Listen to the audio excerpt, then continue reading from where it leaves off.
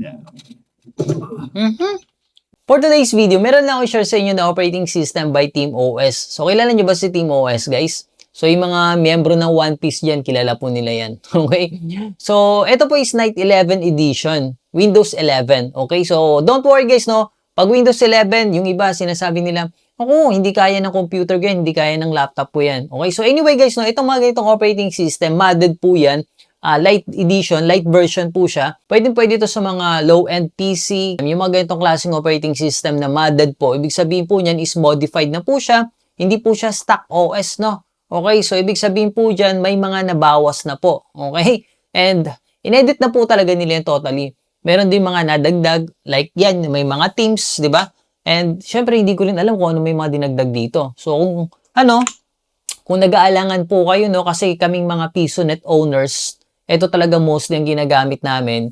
Kahit na ako, personal PC ko, naka-modded OS lang yun eh. Wala pa akong internet security, wala pa akong Microsoft Defender na tinatawag, no? Nandyan lahat ng account ko, naka-login, di ba? So, basta ang gagawin nyo lang is mag-ingat lang kayo sa pag-open ng mga files and make your email, social media account, triple protection, triple security protection, no? And never ever nagagawa kayo guys ng any transaction dito guys, no? Yung mga banking transaction nyo is wag nyo pong gagawin yan sa mga ganitong operating system. Unless kung meron kayong mga total security sa inyong mga PC, no? So by the way, punta tayo sa Task Manager and makikita nyo yung process, yung idle time niya. Ayan. So naka 12% po siya. So kapag wala po tayong install na iba, by default, naka 6% po yan. So, meron na po kasi tayong running programs dyan like yung AMD natin. Okay? So, all goods. Okay, so install muna natin yung Valorant. Yes. Run. Yes. So, habang nag-install guys na yung Valorant natin, so meron lang akong share sa inyo na product. So, eto alam kong magugustuhan nyo to. Commercial break muna tayo mga sir. Aula! Okay, so unbox muna natin. Type-C. Brown switch. So, may manual na kasama. Tapos, yung pantanggal ng keys. Ayan. So, unang-una guys, no? First impression. Mukhang mumurahin. That's my honest impression. Okay? Para sa akin guys, no, maganda naman siya. Very ergonomic yung design niya. May kita nyo yung RGB lights dito guys, no? Ganda. Kalain mo sa presyong around 500 plus lang na nakuha natin, nabili natin. Meron na tayong mechanical keyboard na brown switch, 'di ba? So, kung ikaw ay magme-membrane keyboard, konti na lang difference, dito ka na, 'di ba? And naka-brown switch ka pa. Tapos 60% kung spacious yung lamesa mo, tama-tama 'to. Detachable na rin yung Type-C USB cable natin dito. Mas convenient, 'di ba? Alright, so na-install na natin yung ating Valorant and let's go first here, no, sa ating My Computer. So, ipapakita ko muna sa inyo guys yung Windows Edition natin. Ayan, so Night 11 po yan by TeamOS. Okay? So, shoutout TeamOS and ayun, Night 11. And ayan yung Valorant natin. Warm up. Yun, no?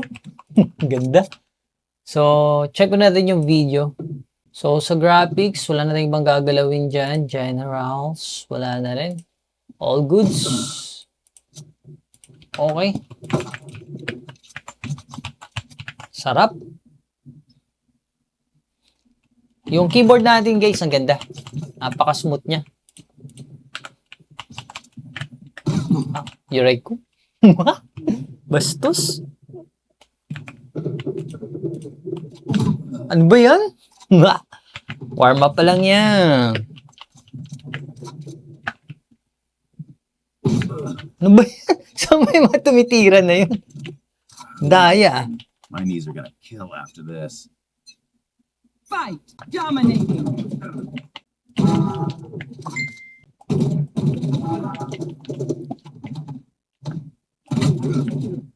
Ay?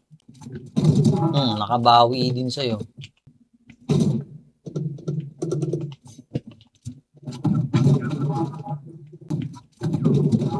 Taken down.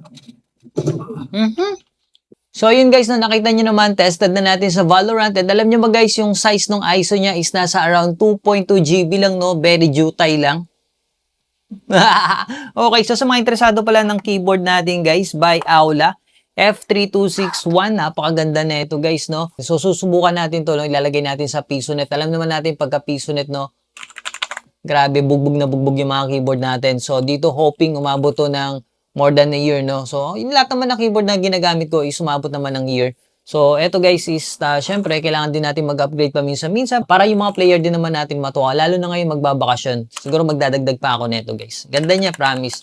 So napakamura lang neto. Nandiyan lang yung link sa comment section. Maraming salamat sa mga bumibili sa ating affiliate link. And thank you sa mga subscribers natin. God bless you all sa mga followers and supporters natin. Abangan nyo pa yung ibang mga natin, no, application software na pamimigay. Thank you guys, no, and download at your own risk. Ingat kayo lagi, okay?